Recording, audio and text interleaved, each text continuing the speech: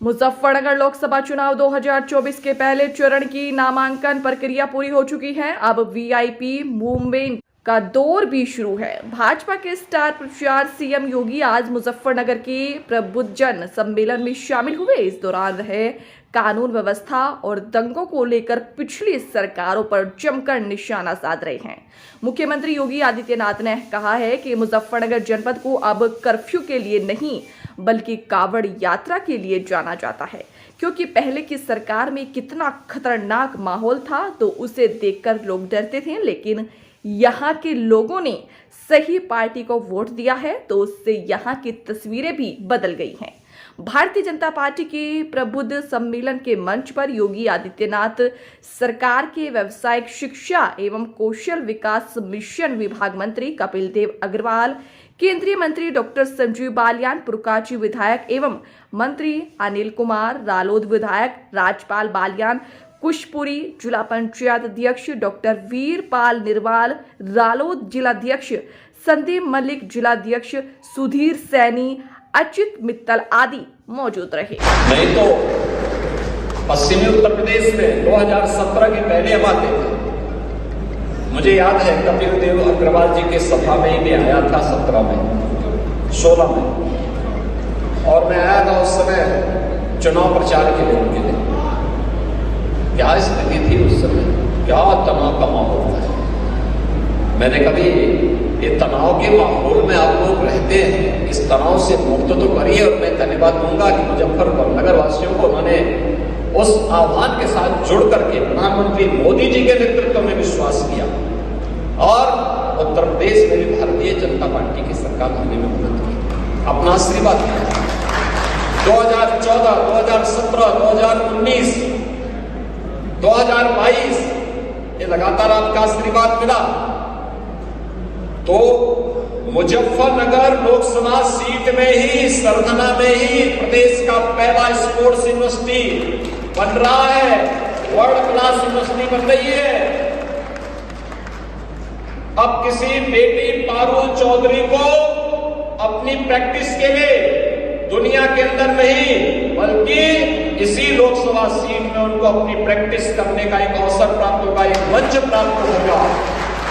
और फिर मुजफ्फरनगर की बेटी भी अब जब किसी इंटरनेशनल प्रतिस्पर्धा में, किसी एशियाड में, किसी कॉमनवेल्थ गेम्स में, किसी ओलंपिक में गोल्ड मेडल जीतेगी तो डायरेक्ट तस्तरी में क्रॉस करके डिप्टी एसपी का पद उनके सामने होगा। दिया ना, डिप्टी एसपी की सीधी नौकरी हमने दी ना। उस बेटी ने घोषणा कहां की थी? चीन में। उसे पूछा गया कि चीन का खिलाड़ी तो तुमसे आगे चल रहा था, तुम कैसे? उसने कहा जैसे वो आगे चल रही थी तो मैंने कहा डिप्टी एसपी का पद छूट जाएगा, तो मैंने उसके भारी अपनी पूरी ताकत और उसको पछाड़ करके भारत के गोल्ड मेडल जीता। अब होनहार खिलाड़ियों की जगह बनेगी मुजफ्फरनगर लोकसभा सीट। पहले से है लेकिन इसको और एक नया स्वरूप, नए कलेवर के साथ, पूरी भव्यता के साथ, एक इंटरनेशनल फेम की हम यूनिवर्सिटी, स्पोर्ट्स यूनिवर्सिटी यहां बनाने जा रहे हैं। आज आपने देखा होगा डेवलपमेंट के कितने कार्य हुए, और डेवलपमेंट तब सार्थक है जब सुरक्षा हो। सुरक्षा के मोर्चे पर कोई कोताही नहीं, कोई कोताही नहीं। बेटी और व्यापारी की, अन्नदाता किसान की सुरक्षा में जो सेंध लगाएगा तो फिर वह भी देख रहा होगा कि इसको भी 10 बार सोचना पड़ता है कि अगर मैं लगाऊंगा तो फिर इसका परिणाम क्या होगा। भाइयों, जो वर्षों से मांग थी आगे कि निजी ट्यूबवेल ऑपरेटर को भी, उस अन्नदाता किसान को भी फ्री बिजली मिले। यद्यपि प्रदेश में बहुत लोड आ रहा था, हमने कहा भी नहीं, अन्नदाता किसान के लिए करेंगे।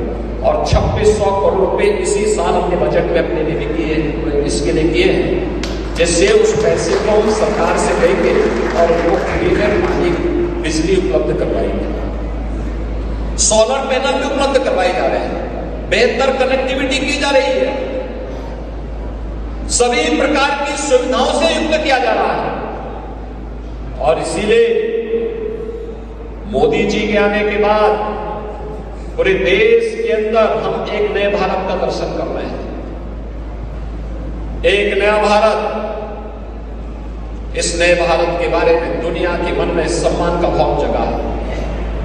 आज भारत के पासपोर्ट की कीमत दुनिया के अंदर बढ़ी है। भारत की सीमाएं सुरक्षित हुई हैं। देश के अंदर नए नए संस्थान स्थापित हो रहे हैं। भारत एक सही दिशा में आगे बढ़ चुका है। एक नया भारत जिसमें किसानों को, मेरे जनपद में मुझे नहीं लगता कोई ऐसी सड़क बची हो जो आपके कार्यकाल में चौड़ीकरण जिसका ना हुआ। नए नए नेशनल हाईवे, ग्रामीण सड़कों का चौड़ीकरण, रेलवे के काम, फ्रेट कॉरिडोर और इन सबसे ऊपर मेरे आज को दौर याद है जब हम 2013-14 में कहते थे कि भाई शांति से जीने दो और बाकाम बाद में देख लेंगे कि किसी तरह से शांति व्यवस्था का। एक जमाना था जब मुजफ्फरनगर को क्राइम कैपिटल के रूप में जाना जाता था और हमारे बुजुर्ग भी यहां बैठे हैं, बड़े सभी बुद्धिजीवी लोग यहाँ हैं। आजादी के बाद ऐसी कानून व्यवस्था आज तक मुजफ्फरनगर में नहीं हुई जैसी आपके नेतृत्व में स्थापित हुई है।